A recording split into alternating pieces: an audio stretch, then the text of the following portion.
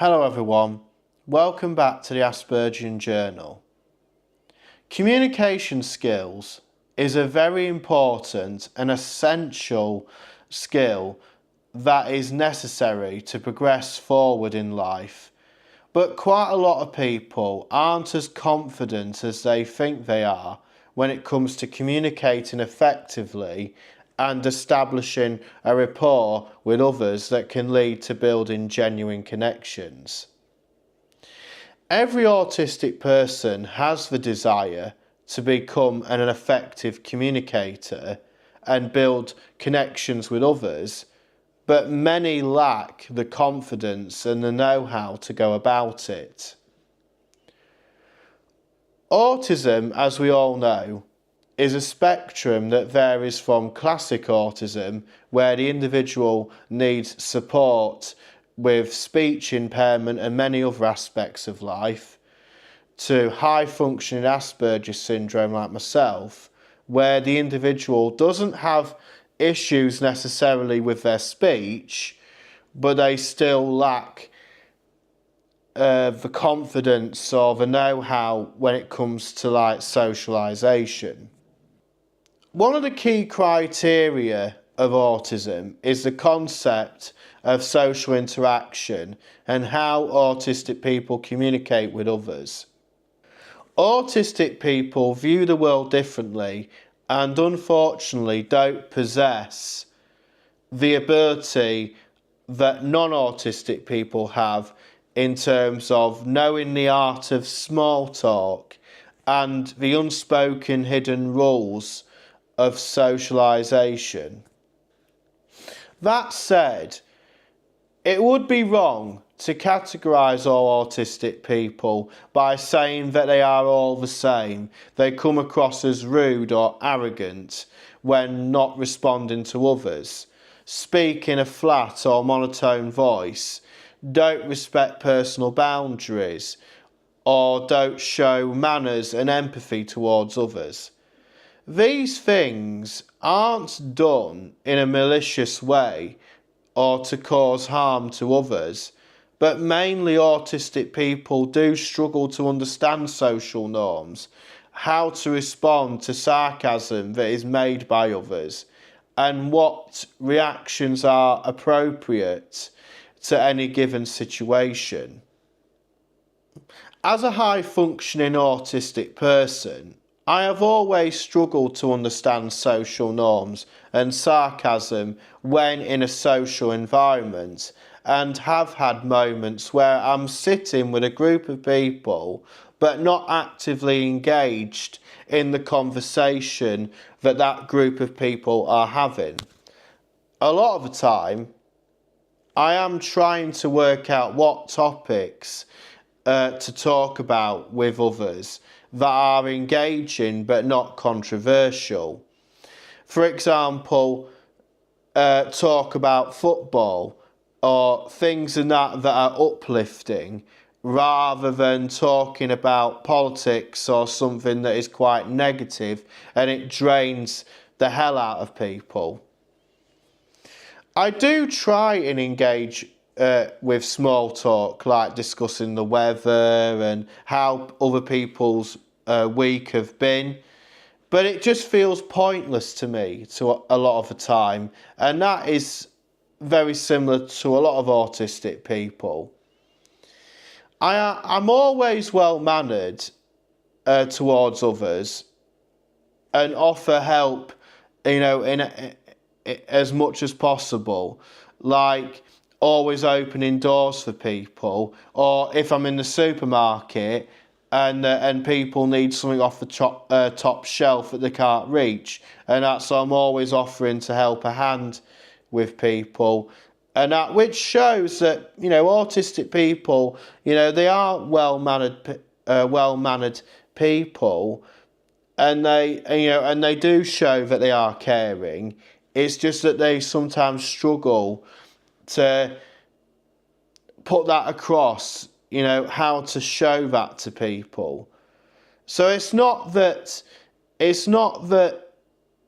that they're, even though it might come across as selfish, But that is not their intention to be selfish. It's about wanting to show care to people, but they just don't know how to. It's because maybe they lack the confidence in it or understanding, or sometimes it can be fear-provoking, like, the fear of rejection, or they just don't know how, or they don't know how, or they fear about what the other person's response is going to be. So that's why sometimes, it's from an autistic person's point of view, it's better just to not say anything at all. I mean, autistic people are well renowned for talking at great length about their special interests, and they do lack the awareness of when others are concentrating or not to the topics or subjects that autistic people are communicating about. For example, my special interests range from being a car enthusiast of luxury and vintage automobiles to being an amateur connoisseur about Scotch whiskies, wines, etc., to being passionate about our British military history. Growing up as a teenager, I watched and religiously followed Top Gear with Jeremy Clarkson to the point where I could remember all the specs of each car that they did reviews on, and end up being like a car encyclopedia of information. But if I talked about this topic with others and they don't share that interest, sometimes you could be mistaken for going a bit loopy by talking to yourself and with no one engaged in that conversation. And sometimes autistic people, they do struggle to know when if someone's engaged in that conversation or not, and it's sometimes just hard to know if someone's interested or not. Naturally, if you are surrounded by like-minded people, it does make it easier to talk about your special interests, whereas being around people that don't share those interests, it will make it harder to engage in conversation and ultimately build friendships, which is something that autistic people, they do want, but they just find it hard to build and maintain friendships with others.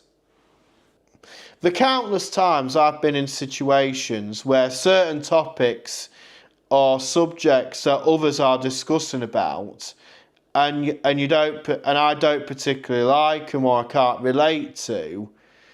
I mean, one good example is talking about football with other people when I'm at my local health or leisure centre doing like gym and swimming and that, keeping my physical health in check as well as psychological as well. And we're talking about the subject, and even though I don't like the bloody sport, but sometimes it just feels like I have to talk about a subject that people can relate to just to get people to talk to me. And sometimes it can feel like you're forcing a conversation onto people. But as autistics, sometimes we want to try and improve our communication skills and by talking to people, which is not a bad thing. But sometimes it might maybe come across as intrusive, but sometimes we just lack that awareness of knowing when to speak and when not to speak. In this modern age of people using social media and everyone using their smartphones all the time, it seems that people don't talk to one another as much as they did in the past. And people say that autistic people are the ones with communication problems. Now, you could say that doing things online would actually suit autistic people better. And you could say that is a benefit. But at the same time, if you don't know how to interact and build friendships with others, that can have an impact on your overall well-being. Because I think it's important that as autistic people, we need to develop the skills that we need to get on in life, which by all means is dealing with other people and communicating with them, and even autistic people need to have friendships. So it's important, to develop the skills that are necessary to get through life, but never forget who you are as a person, and don't force yourself into thinking that, I've got to be a master of communication. That is not the objective here. It's not about being a master of communication. It's about developing the skills that's important to be able to get through life and in a positive way, but also developing the skills to become a better person yourself. And that is the whole point here. It's not only strangers where autistic people struggle to relate to others. It can also be family members. Throughout my autistic life, I've struggled with fitting into the norm of family life and following the same steps as my father and my brother, the male side of the family, in terms of their work in electrical and mechanical engineering settings. Myself, on the other hand, I'm not naturally gifted in their kind of work, and I've always been seen as a bit of an outsider as a result of this. My father and brother, they could talk about for hours non-stop about their work because they are relatable, and I wasn't able to contribute as I did not have the understanding of their work, which made me feel a little bit pushed out. I mean, I'm more gifted and with a good head for numbers and business. So that's why I set out initially to train as an accountant, which naturally my brother and father and I couldn't relate to. So I felt like I was on my own, and there was no one there in the family setting to be able to discuss my career choice with.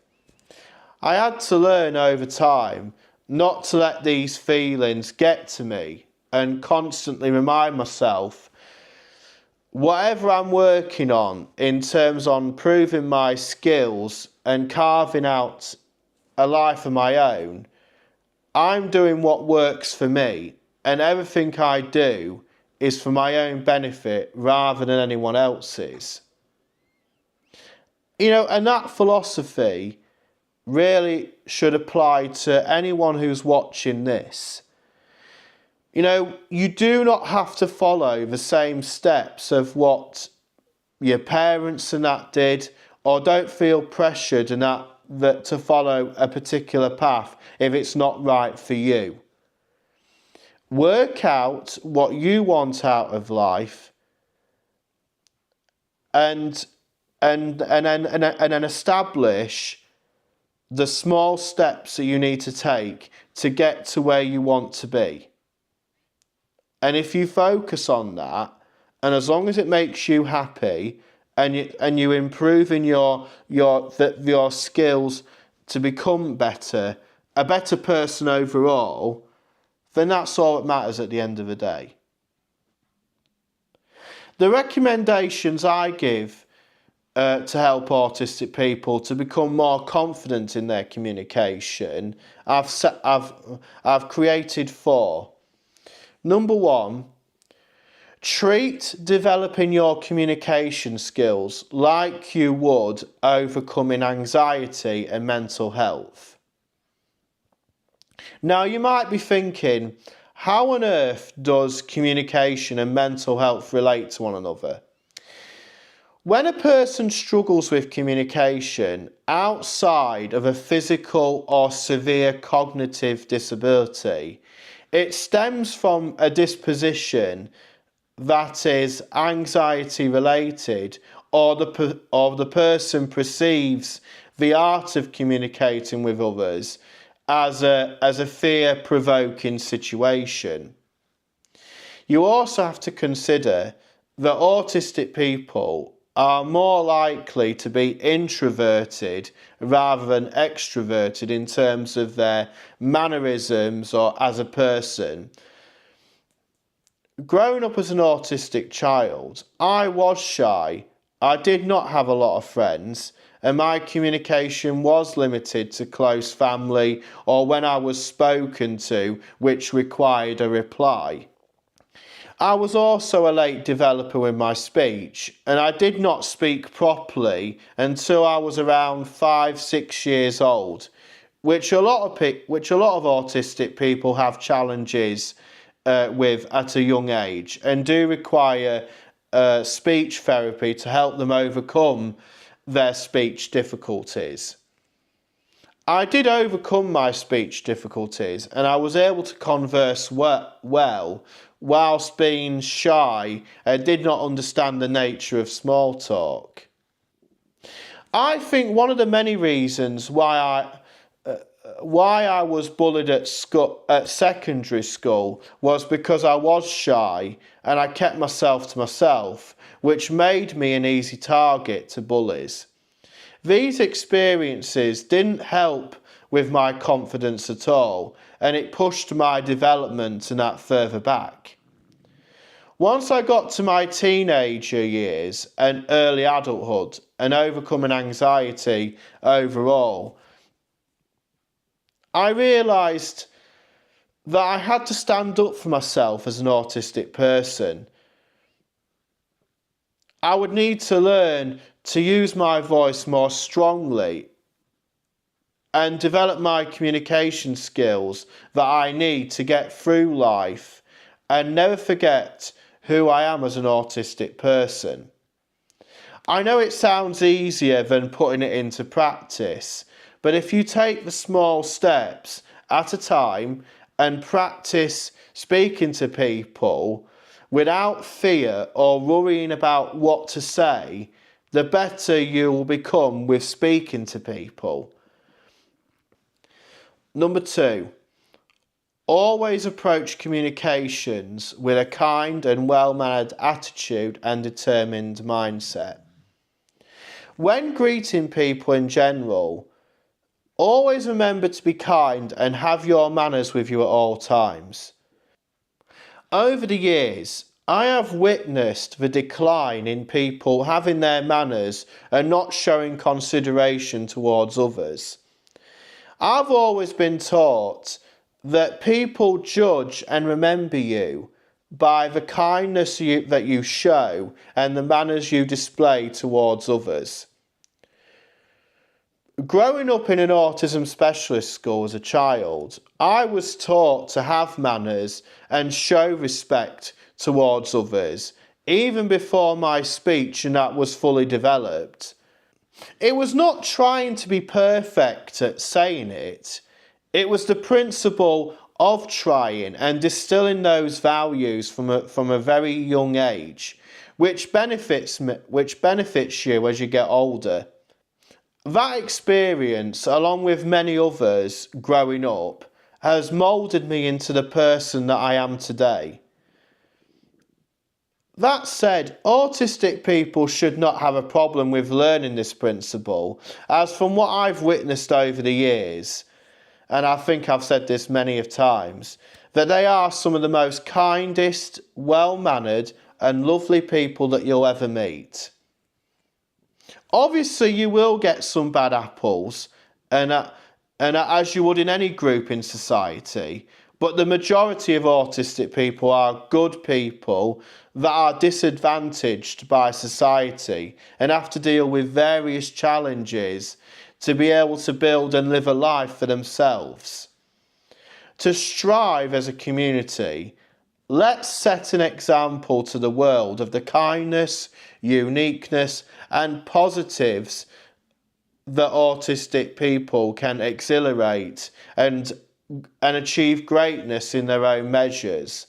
And that can obviously can vary from one autistic person to another.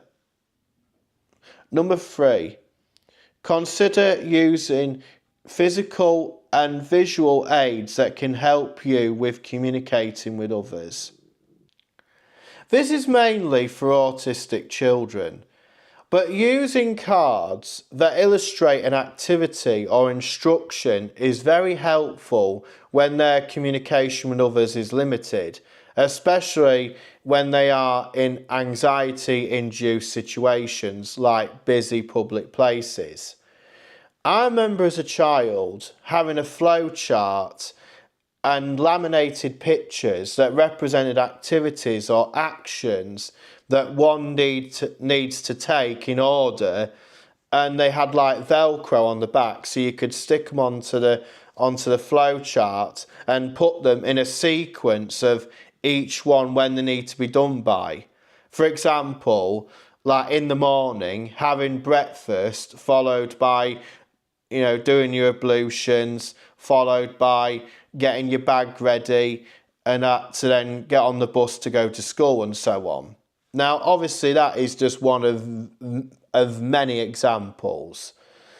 But this process can also help children that have like a cognitive functioning disability. Also, autistic people, they might use like a certain apparatus or like a physical object that they might use and that to help them manage anxiety-induced situations, and that which gives them comfort, like having an object that they can for like stimming. Like myself, I always have a pen on hand or close by as a stimming object that I use to articulate what is visualising in my head. For most non-autistic people, they might find this act to be weird, but to me, it has become a habit to the point where I'm immune to even noticing that I'm doing it, and it just makes logical sense to me. Naturally, all children do grow out of this, and with speech therapy will become better with communicating with others and articulating what their needs are and what they require at any given moment.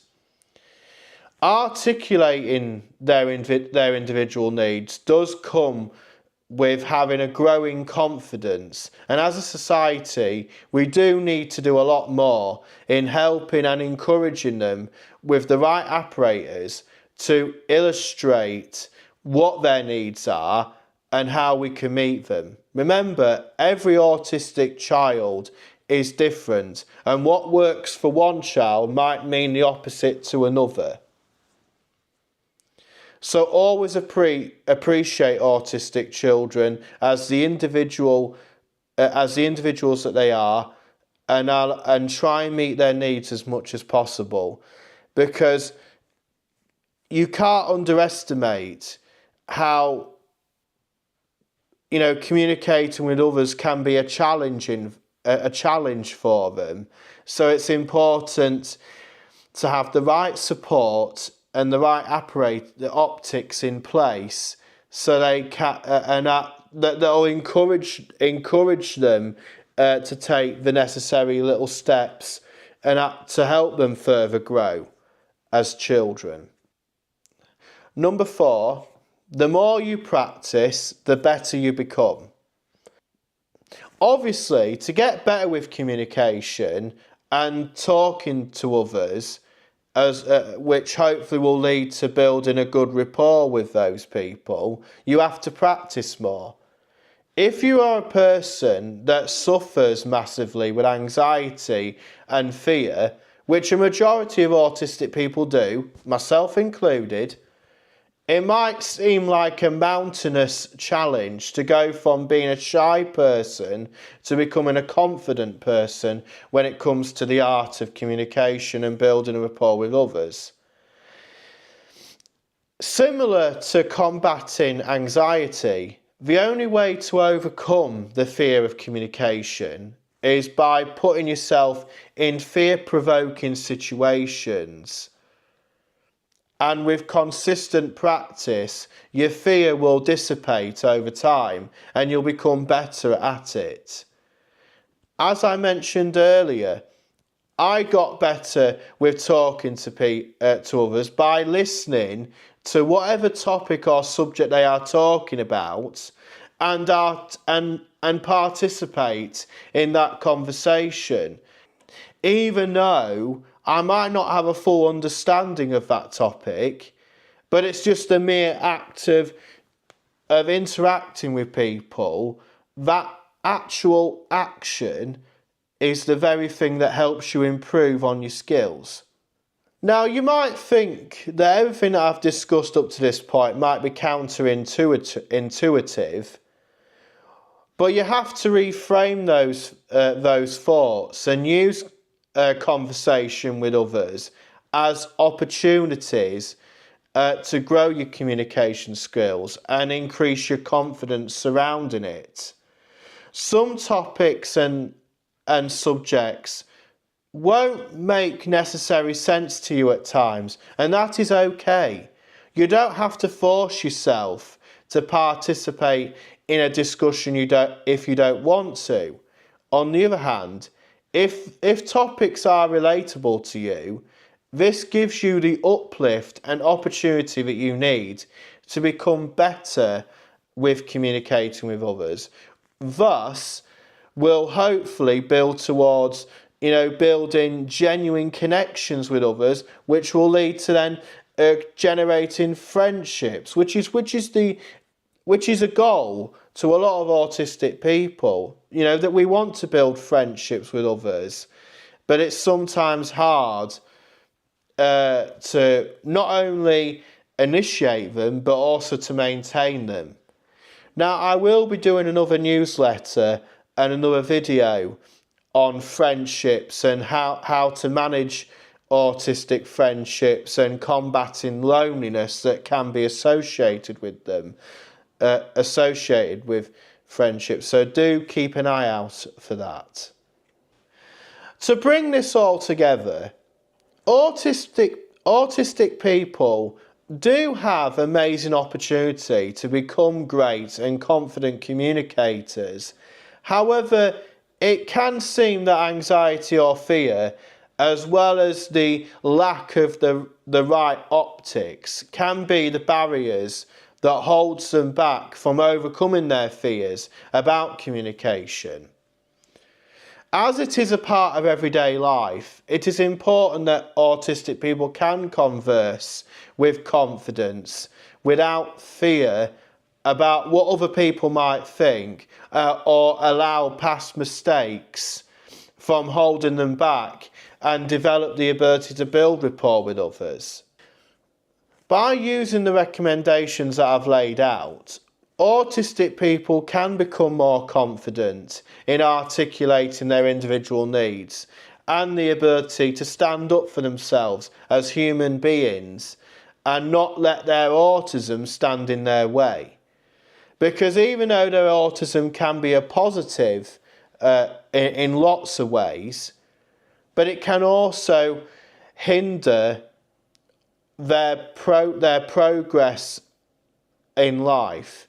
And sometimes it's creating that balance between, I need to develop the skills and to be able to live a full independent life, but never forget who I am as an individual, and only embrace change and building skills and that'll actually benefit you in the long run.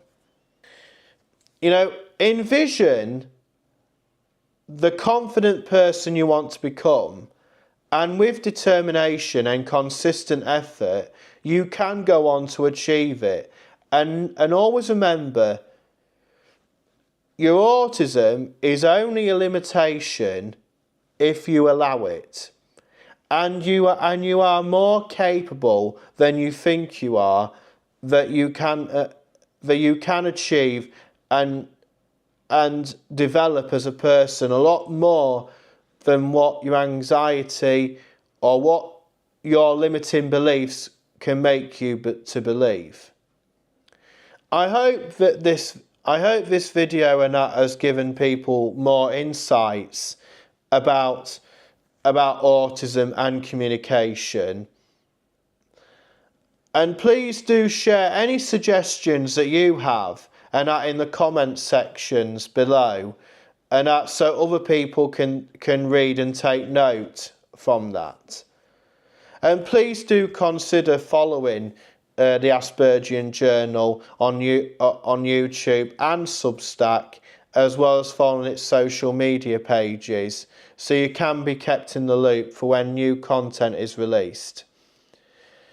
Also, the Aspergian Journal has its own website where you can find everything relating to it, and that is www.aspergianjournal.com. And as always, thank you.